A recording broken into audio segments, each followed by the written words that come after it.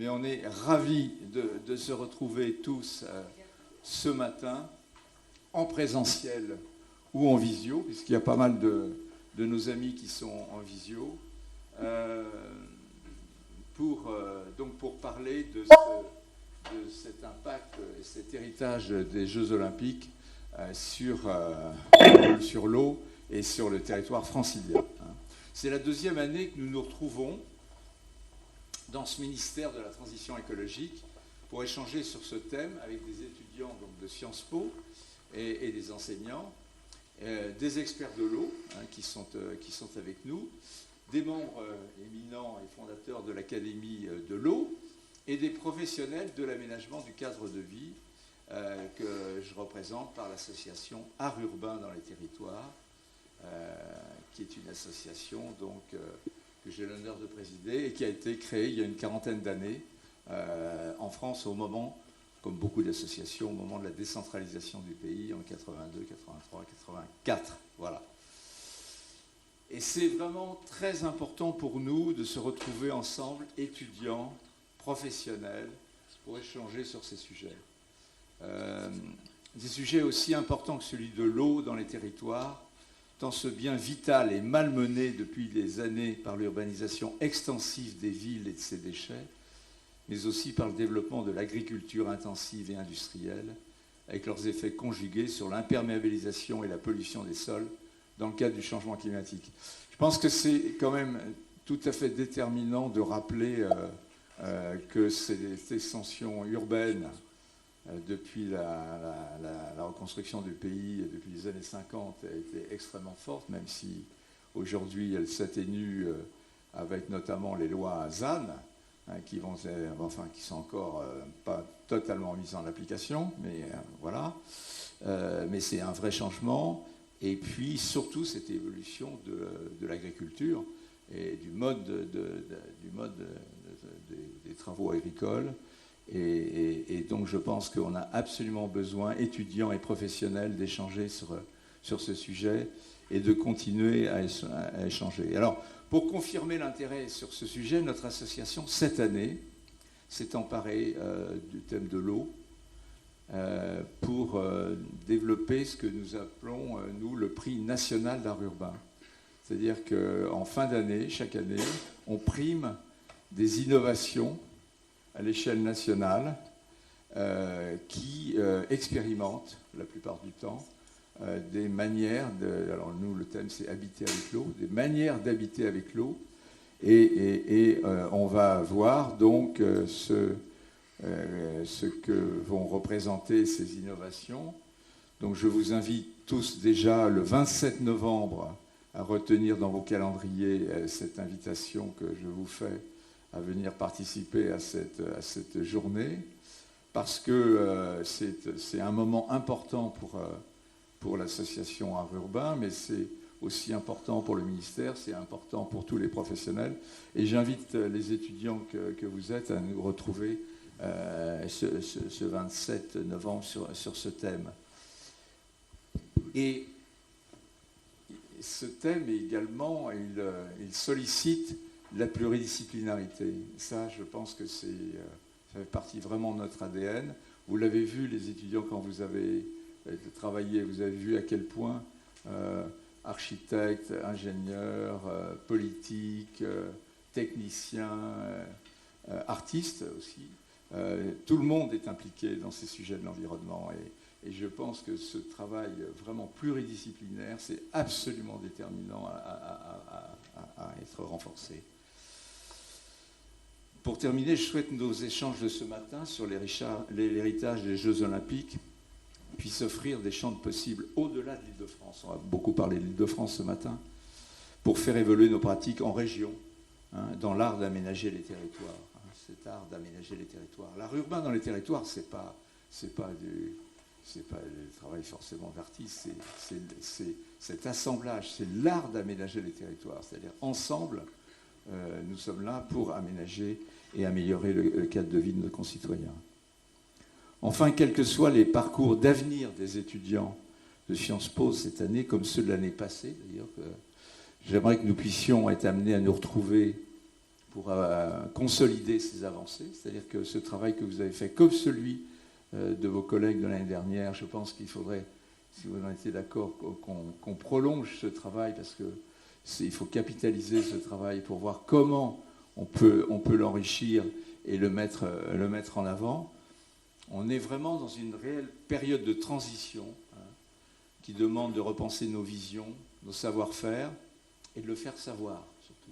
Hein, de le faire savoir. Et c'est bien l'objectif de notre association, reconnue d'utilité publique depuis 1984, et de ses partenaires.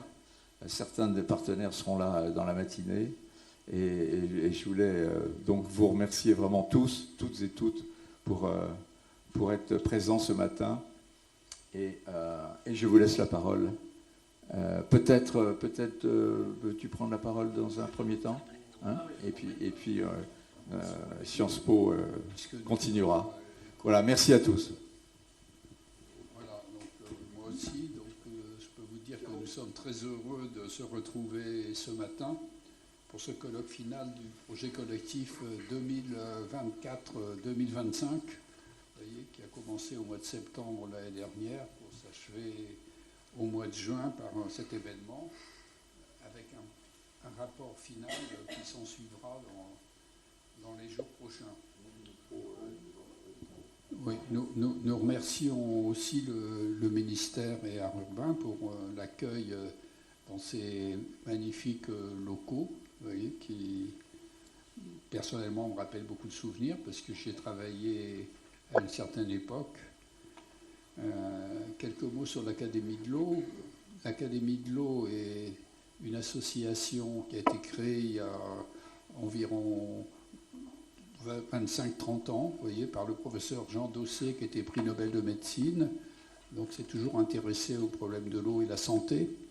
Et il a eu comme successeur également un professeur de médecine connu, le professeur Marc Gentilini, qui était président de la Croix-Rouge française à cette époque, et donc qui est toujours membre, président honoraire de l'Académie de l'eau.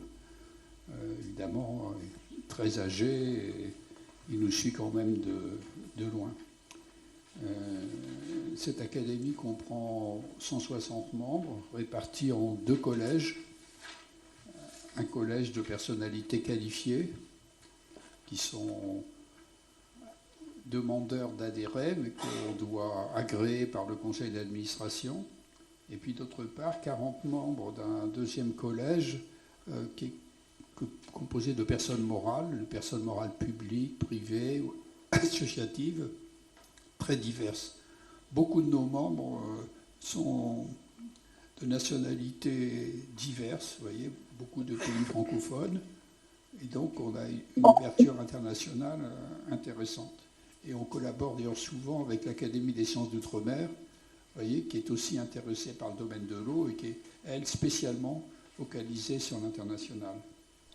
Alors, l'Académie de l'eau travaille avec Sciences Po depuis une quinzaine d'années. Madame Pierce, on a fait une succession de projets collectifs sur des thèmes très différents, soit dans le cadre régional, national ou même parfois international. Vous voyez, on a travaillé sur le Maroc, donc ça fera peut-être plaisir s'il y a Khaled qui est d'origine marocaine. Et donc on est très heureux d'avoir cette opportunité de dialogue avec les jeunes étudiants de qualité, vous voyez, qui seront un jour nos successeurs d'une manière ou d'une autre. Et donc cet échange intergénérationnel est, je crois, très enrichissant pour les uns comme pour les autres. Vous voyez, et nous sommes aussi désireux de prolonger cette expérience en partenariat, par exemple, avec Art Urbain pour les territoires. Enfin, auparavant, sur des thèmes spécifiquement sur l'eau, on travaillait seul ou avec d'autres partenaires de l'eau, mais évidemment, suivant les thèmes, ça peut changer d'une fois sur l'autre. Donc, vous avez lancé, je crois, un appel à contribution pour lequel il y a un calendrier de réponses. Vous pourrez peut-être nous en dire quelques mots par la suite. Donc, il me reste simplement à vous remercier à nouveau et à souhaiter que vous participiez très activement, car il ne s'agit pas seulement de présentation, il faut que les auditeurs aussi puissent intervenir depuis la salle et on s'attachera à répondre à toutes les questions que vous voudrez bien poser. Merci. Merci beaucoup, bonjour. Donc, moi je suis Baptiste Vivien, je suis notamment en charge de l'engagement étudiant à Sciences Po. Et je fais partie d'une direction à Sciences Po qui s'appelle la direction de la vie étudiante. Et cette direction, elle a pour mission, en tout cas elle s'est donnée pour mission d'accompagner les projets étudiants, les engagements étudiants, les initiatives étudiantes qui sont en dehors de leur cursus académique. Donc on suit toutes les associations étudiantes, tous les petits projets, toutes les initiatives. Et au sein de cette direction, il y a quelques années, les projets collectifs sont quelque chose qui existe à Sciences Po depuis assez longtemps et qui était porté notamment par Madame Pierce. C'était le principe de projet de masterand qui se retrouvent ensemble pour travailler autour d'un projet en lien avec un partenaire extérieur pour aller un peu sur le terrain et sortir un petit peu de leurs habitudes et de leur zone académique. Et puis peu à peu, les écoles se sont appropriées cet outil de projet académique, ce projet collectif, pour en faire un outil aussi de professionnalisation, de mise en situation dans le cadre de leurs écoles. Et donc, depuis très peu de temps, à la vie étudiante, on a englobé justement cette partie collective, des projets collectifs qu'organisait Madame Pierce, pour en faire quelque chose qu'on a nommé depuis les projets en coopération. L'objectif étant justement d'apporter un autre regard, et pas professionnalisant, mais de permettre à nos étudiants de travailler dans des groupes constitués d'étudiants qui ne sont pas des mêmes écoles. Donc déjà de leur permettre d'aller travailler dans des situations qui sortent un peu de leur zone de confort et qui ne sont pas du tout en lien. Alors je crois que vous êtes un peu tous à l'école PIA. Bon voilà, mon recrutement n'a pas marché. Non, c'est bon, Roxane, non. Mais l'idée c'est ça, c'est de faire croiser des étudiants qui viennent d'horizons différents, qui ont des approches différentes et qui ont des engagements parfois différents autour d'une thématique qui les réunit, pour laquelle ils se sont engagés, motivés.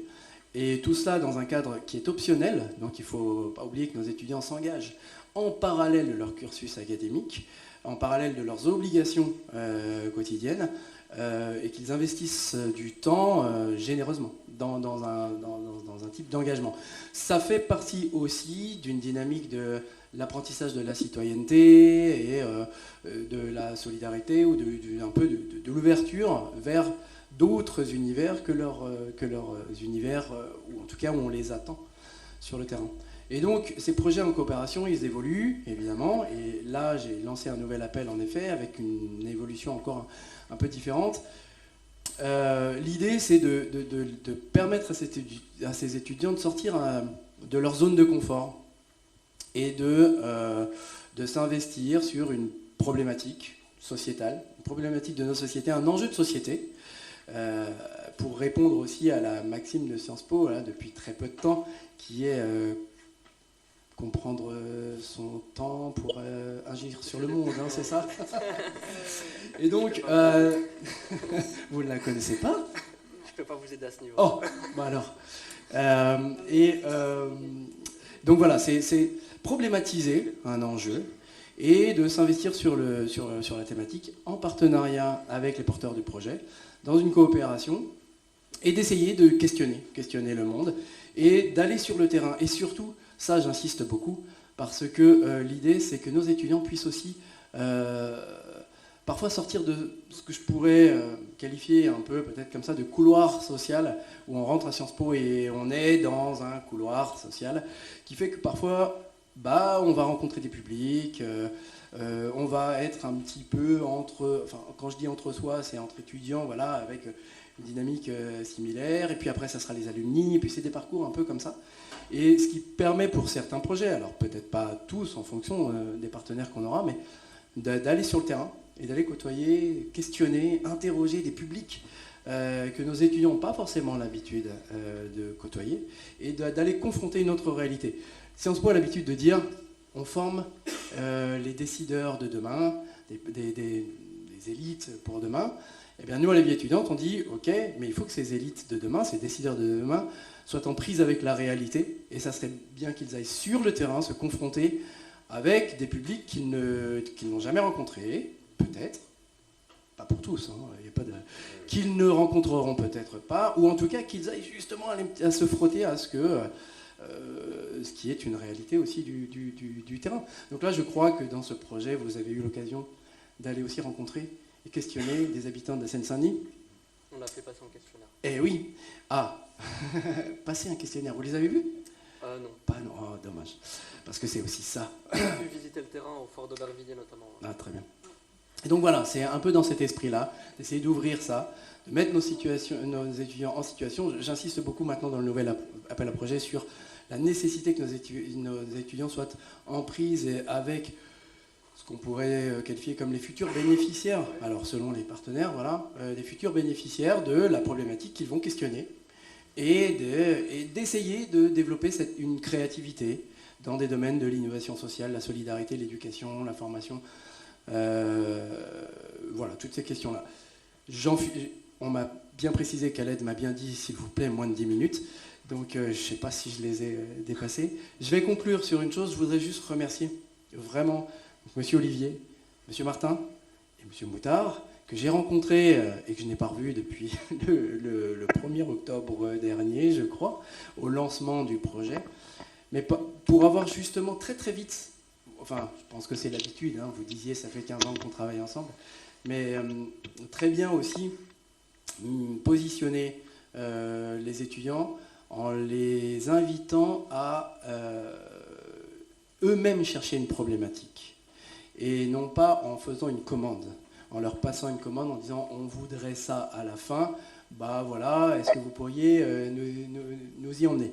Mais en disant bah, nous on se questionne sur telle chose, on aimerait bien que vous vous questionniez avec nous, donnez-nous une problématique. Et je sais que l'année dernière, ça avait été une difficulté, notamment du groupe des étudiantes qui m'avaient dit qu'en janvier, elles n'avaient toujours pas de problématique. Elles étaient extrêmement angoissées, elles se demandaient si elles allaient pouvoir faire émerger quelque chose. Et puis soudain, quelque chose a émergé.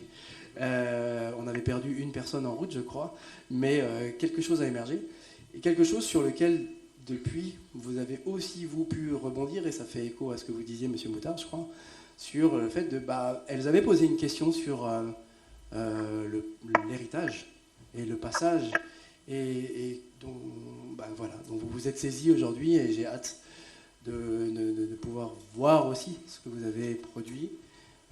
Et d'ores et déjà, dernier mot c'est promis, félicitations. Ouais. Félicitations parce que vous avez, c'est pas le cas de tous les projets, vous avez réussi aussi à vous créer ce collectif, à vous entendre, à trouver cette problématique, à affronter les difficultés, et notamment les zones qui sont difficiles, c'est-à-dire le passage du mois de décembre, avec les premiers papers à rendre, les vacances de Noël, enfin tout un truc où beaucoup de projets sont en souffrance à ce moment-là, et puis que vous en êtes aujourd'hui ici, là. Et je m'excuse moi aussi pour ne pas avoir été aussi présent qu'il aurait peut-être dû que je sois.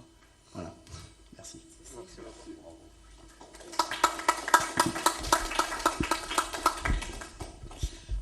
Bonjour à toutes et à tous, j'espère que vous nous entendez bien. Donc bienvenue à toutes et à tous, merci énormément d'avoir fait le déplacement en cette matinée pour tout simplement assister à notre colloque sur l'héritage des Jeux. Donc juste avant nos introductions individuelles, on souhaitait préciser avec Clara, Antoine et Roxane que le petit déjeuner qui était initialement prévu juste avant sera justement dans une pause intermédiaire, donc entre les deux tables rondes. Donc n'hésitez pas à rester durant l'entre-deux. Donc rapidement, je m'appelle Khaled Bouzid, j'ai 23 ans. Je suis étudiant du coup à Sciences Po Paris en master de développement international. Et actuellement, j'effectue une année de césure. Donc je suis en stage au sein d'une ONG humanitaire suisse. Et du coup, on voulait vous remercier d'être venus. Donc rapidement, je vais laisser mes camarades se présenter également. Mais juste avant, je pense que c'est quand même important d'évoquer là où les raisons qui nous ont motivés pour participer à ce projet volontaire. Donc pour ma part, il y a deux principales raisons qui émergent. Donc d'abord une raison citoyenne, étant donné que je suis résident et citoyen de Seine-Saint-Denis, je viens de Stains plus particulièrement. J'estimais que c'était quand même très important pour moi de saisir ce dossier JO et tout simplement comprendre qu'est-ce qui a été fait dans mon département en termes de transformation, de réaménagement urbain, de développement positif ou moins positif. Du coup, on pourra en débattre et en discuter. Donc ça, c'est la première raison. Et la seconde raison, évidemment, c'est pour des raisons académiques, professionnelles, donc juste me développer, acquérir de nouvelles connaissances, rencontrer du beau monde, donc de nouveaux camarades de Sciences Po, mais aussi sous le partenariat que nous avons avec les deux organisations que sont Art Urbain dans les territoires et l'Académie de l'eau, que nous remercions énormément parce qu'ils nous ont ils ont été extrêmement présents pour nous, ils nous ont énormément soutenus. Et je pense que si on en est là aujourd'hui, c'est en très grande partie grâce à eux. Donc encore merci beaucoup de votre part et je laisse tout de suite mes camarades s'introduire rapidement. Merci. Bonjour à tous, donc je m'appelle Clara Marette, j'ai 21 ans et je suis en master à Sciences Po en double programme en développement international à l'école d'affaires internationales et en recherche à l'école de la recherche. Donc tout d'abord, merci beaucoup aux encadrants et à tous les participants. Et pour ma part, j'ai voulu participer à ce projet parce que je veux faire de la recherche sur les questions d'énergie et d'environnement et que j'avais un besoin de plus de concret et de voir des acteurs sur le terrain et pas que la théorie dans l'académie. Voilà. Donc, je m'appelle Antoine Gu, je suis aussi étudiant donc à Sciences Po en master en transition énergétique internationale. Avant ça, j'ai fait des études d'ingénieur à ENSTA Paris et j'ai voulu m'engager sur ce projet parce que je pense que la question de l'eau, elle est amenée à être de plus en plus importante. C'est ce que vos associations servent, elles servent à ça aussi, mettre en lumière cette question-là. Et donc, je pensais que m'engager sur ce projet, voir comment les JO, un projet si énorme dans les impacts qu'il a, s'était saisi ou pas de cette question-là. Voilà. Bonjour à tous, je m'appelle Roxane Clodon, je suis étudiante à Sciences Po à l'école d'affaires publiques et également à la Sorbonne.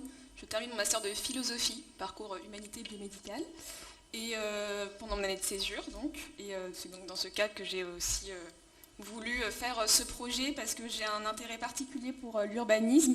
Et je souhaitais savoir si vraiment l'intérêt que j'avais, je trouvais que travailler sur les JO et sur l'héritage des JO dans ce cadre permettait aussi de voir comment les projets s'inscrivaient dans le territoire et quel était l'héritage et comment ce que ça allait apporter pour les habitants et quelles étaient aussi les ambitions aussi dans le cadre du Grand Paris. Donc voilà pour mon intérêt pour ce projet.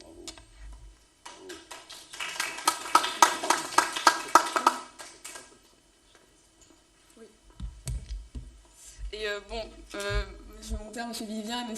Olivier ont dit beaucoup de choses pour cette introduction, donc je serai très brève, mais juste pour vous expliquer que ce colloque est un peu le moment phare de notre projet en coopération. On rendra également un rapport à la mi-juin, mais voilà, les deux moments sont ce colloque aujourd'hui et le rapport qu'on rendra mi-juin. Et voilà, on s'est intéressé beaucoup à l'héritage multidimensionnel de ces JO, à la fois d'un point de vue du territoire, mais également environnemental, social, en termes de pratiques sportives aussi pour les habitants. Donc on évoquera toutes ces dimensions lors des deux tables rondes. Et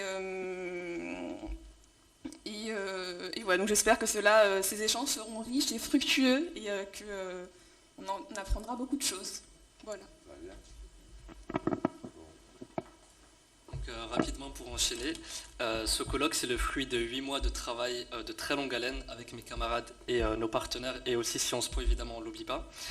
Nous avons réalisé du coup une quinzaine d'entretiens en visio mais aussi en présentiel. Je pense notamment à Nicole Picard du MNLE que j'ai pu interviewer à Noisy-le-Sec.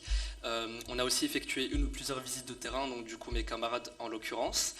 Et on a visité aussi du coup certains sites olympiques, dont notamment la piscine du Fort d'Aubervilliers, juste pour précision. Tous les intervenants que vous allez entendre ce matin, justement, sont issus de ces entretiens que nous avons menés. Donc on les remercie de nouveau très chaleureusement. Et je pense que sans plus tarder, on va commencer la première table ronde. Voilà. Merci beaucoup.